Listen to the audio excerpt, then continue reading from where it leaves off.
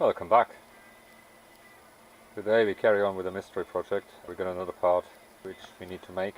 It's 3 plates. Just pulled it together.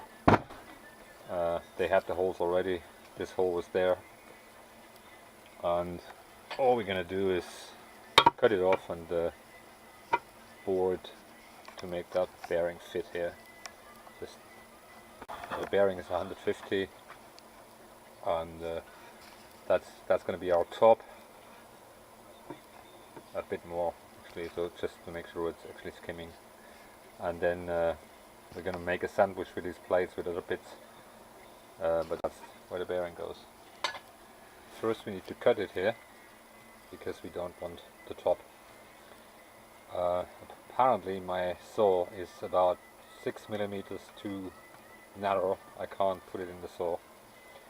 So we're gonna use the angle grinder. It's always the same. You got the tools and then you figure out the tools are too small. Anyway, let's get the big angle grinder and just cut that off. So we got everything set here. We clamped it down on the welding table and just give it a go.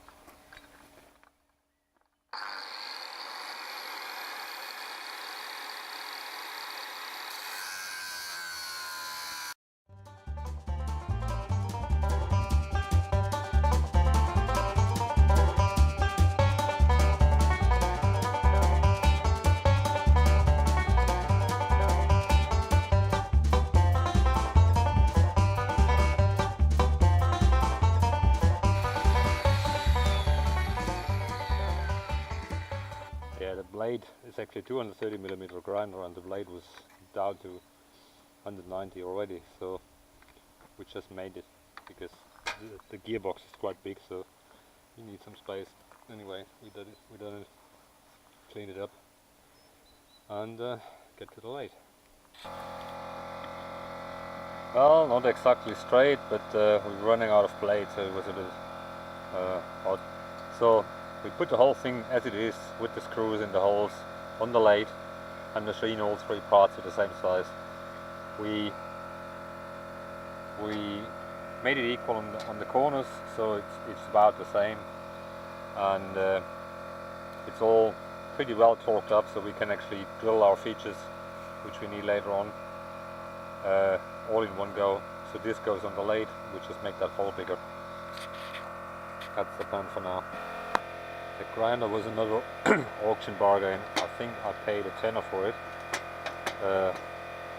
It was dirty, that was it. And yeah, it was really cheap. I think maybe the cable was rotten, I don't know. But it works perfectly fine, it's a good machine. It's a Makita 2 kilowatt grinder. So it has quite a bit of power. It just needs big discs because with the 180mm discs you don't have the speed, so it takes ages to cut.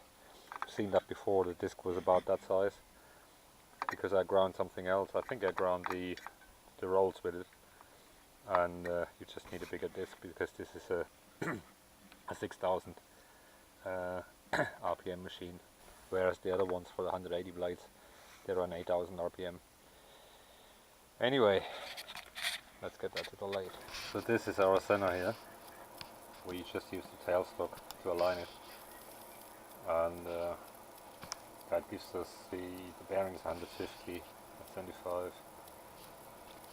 That's 200, so that's 100. And no, it's 190, so it's 95.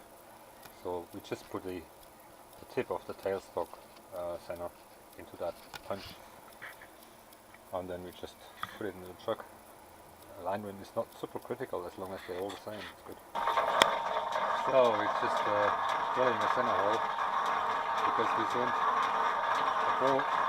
the drill is a bit flexing because I couldn't be bothered to drill. I centered it, but yeah, it's just fuck. Oh, accident. Oh.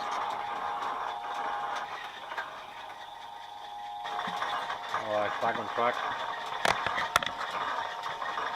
With a bowl of oil down there and something was falling down and splashing a little bit of oil around. Yeah, the drill is a bit flexing, but let's drill that through because the center is so off. We can't just use a tool because we're never gonna hit an open end. So the center is just not in the hole. And if we turn around, we're not gonna find a point where the tool will grab. Anyway, let's build up and now we can work. So we take it nice and easy. Just because it's an interrupted cut. It'll take a while. So we just leave it running. It's gonna be boring. So we come back when we get a proper hole in it. And when we do the finishing touches. It's just alright. I would have drilled it out, but this is the biggest drill, and I already hit the open with that big drill. I don't know, it's probably 20 millimeters, and so I can't actually drill any bigger. So we need to hog it out right. There's no way out. Yeah, we could use a plasma cutter, but then we've got some hard spots and it's a pain in the neck to machine that. So the lathe does it on its own, so just leave it running. That pain stings like hell because it's getting hot now. Alright, we'll come back when we get further. Look at the flex of the tool.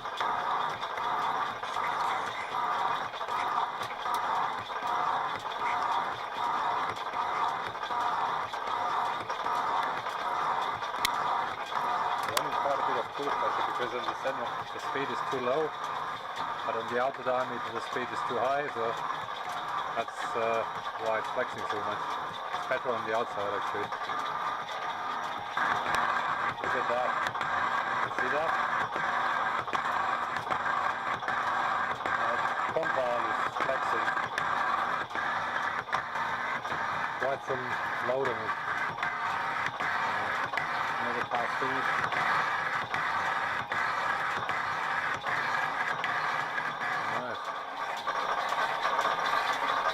Quite a bit of full pressure on it.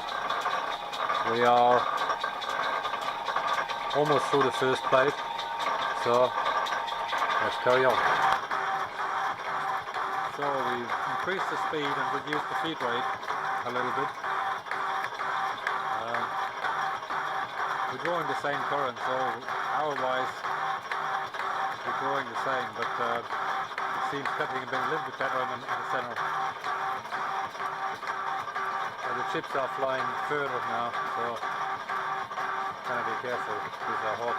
We're just about touching the end of the second one, and I can smell the paint. So we probably almost through, or already through. I don't know. It smells paint.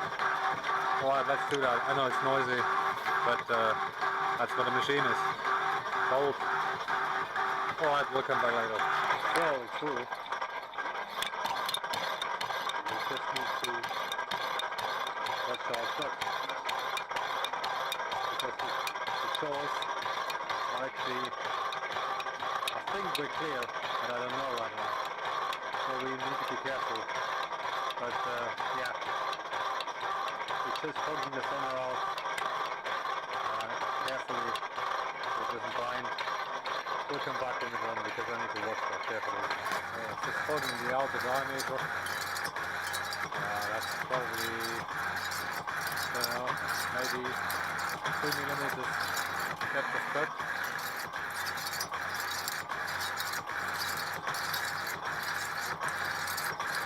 Nothing here. I slowed it down now then, so.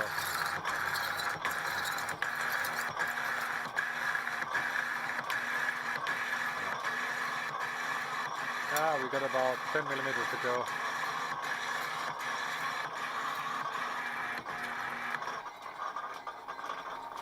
Alright, our tool post is moving. I don't know. I flattened it. In one of the old videos I flattened that and it's still moving. I probably need to dry it. It's probably oily and it's just slipping. There's a big chip here. Another 3mm.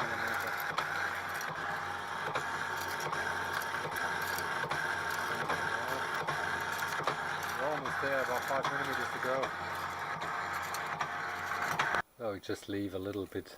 It's basically just deburring it because there is the chuck. We can easily get that out with a file and a debur tool.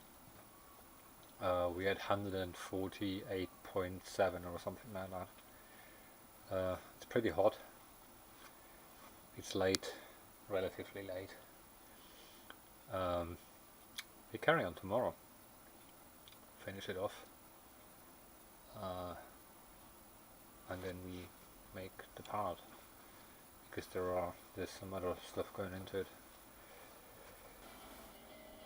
So we're done. We got a firm slip fit, really firm. It's 150.07. That's what we ended up with, and it sits really tough in it, but you can slide it out with a bit of force. I don't want to press fit. We'll see later why. Alright, so let's take it off and debur the other side.